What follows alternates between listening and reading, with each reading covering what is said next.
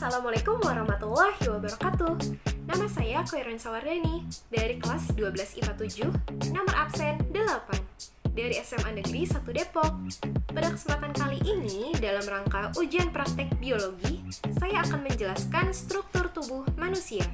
Mulai dari pertama, tulang penyusun rangka tubuh, kedua, ekstremitas atau alat gerak, dan yang ketiga, persendian atau artikulasi. Yuk disimak. Nah, untuk bagian yang pertama, saya akan menjelaskan mengenai tulang tengkorak atau tulang yang menyusun rangka kepala kita. Oke, di bagian tulang tengkorak ini kurang lebih gambarnya seperti ini nih. Nah, mari kita sebutkan satu persatu bagian-bagian dari tulang tengkorak. Oke, mulai dari depan dulu ya. Di sebelah sini ada tulang dahi, kemudian turun ke bawah ada tulang air mata, di tengah-tengahnya ada tulang hidung. Eits, jangan lupa tulang hidung berhenti sampai di sini ya. Sisanya adalah tulang lunak atau cartilago. Kemudian ada tulang pipi, ada tulang rahang atas, dan ada tulang rahang bawah. Disclaimer lagi nih, untuk tulang rahang atas tidak bisa digerakkan ya. Jadi ketika kita berbicara, yang bergerak hanya tulang rahang bawah, seperti ini. Di sebelah sini ada tulang baji. Bentuknya lebih tenggelam ya, seperti ini. Kemudian ada tulang pelipis, ada tulang ubun-ubun, dan juga ada tulang kepala belakang. Oh iya, bagaimana dengan telinga? Pada bagian telinga terbentuk lubang seperti ini, dan lokasinya berada di tulang pelipis yang ditujukan untuk rongga telinga. Kemudian bagian daun telinga juga tersusun oleh tulang lunak loh, atau cartilago, sama seperti tulang hidung. Di bagian tulang tengkorak terdapat dua persendian nih. Yang pertama adalah sendi mati, yaitu sendi di antara tulang dahi, tulang pelipis, tulang kepala belakang, dan tulang ubun-ubun. Kalau kita lihat lagi pada gambar tengkorak, seperti ada guratan-guratan gitu ya di bagian kepala sini. Nah, pada saat kita masih bayi, bagian tersebut dapat bergerak-gerak loh. Makanya beberapa anak bayi kepalanya agak lunak ya. Nah, ketika kita bertumbuh menjadi dewasa, bagian tersebut akan mengeras nih, dan pada akhirnya tidak dapat lagi digerakkan.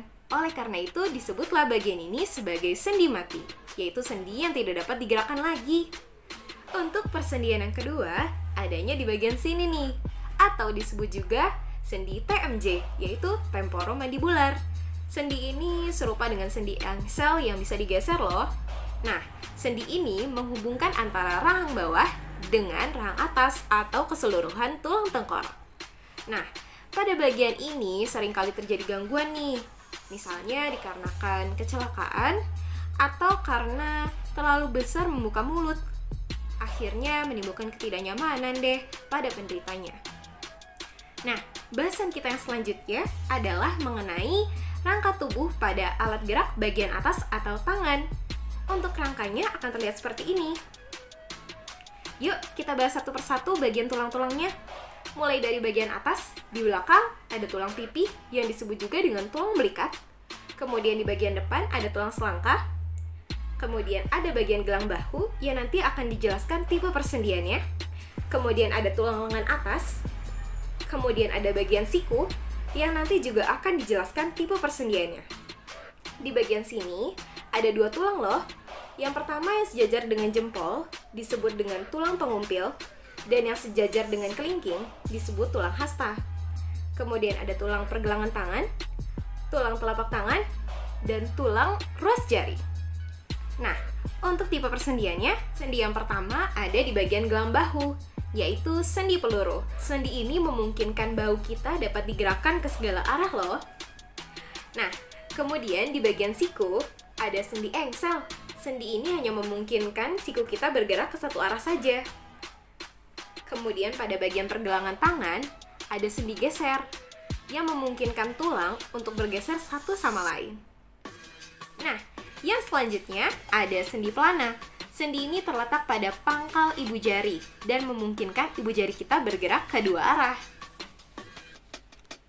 Nah, untuk sendi antara telapak tangan dengan jari adalah sendi gulung.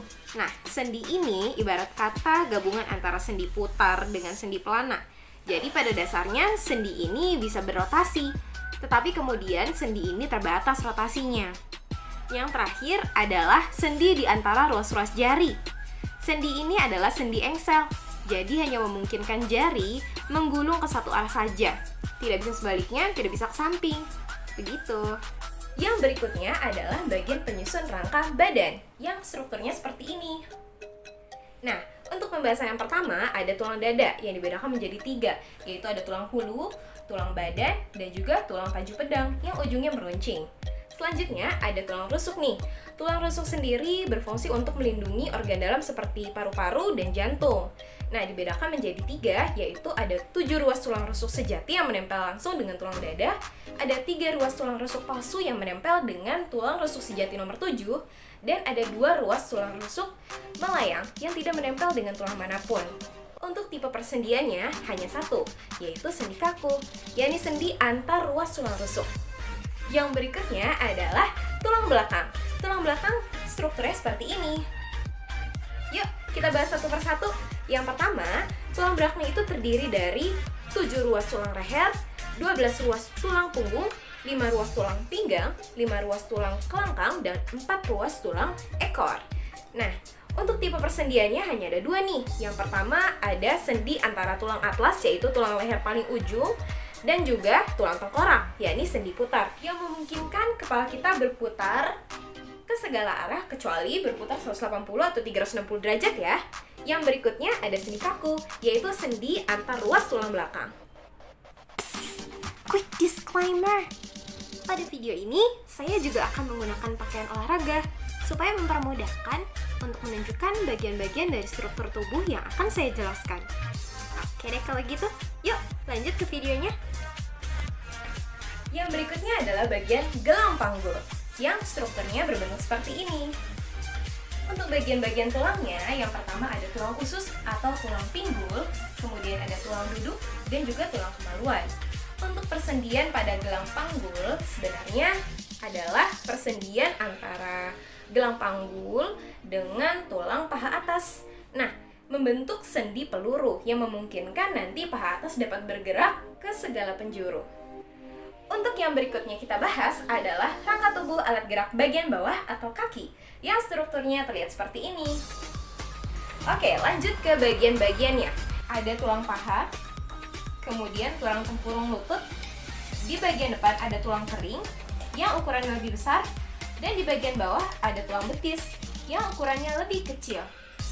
Yang berikutnya ada tulang pergelangan kaki, tulang telapak kaki, dan tulang ruas jari kaki.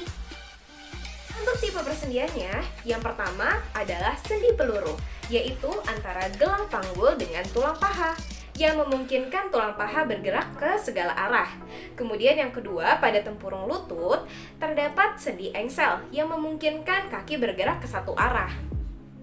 Kemudian, pada pergelangan kaki terdapat sendi geser, yang fungsinya tidak jauh berbeda dengan pada pergelangan tangan.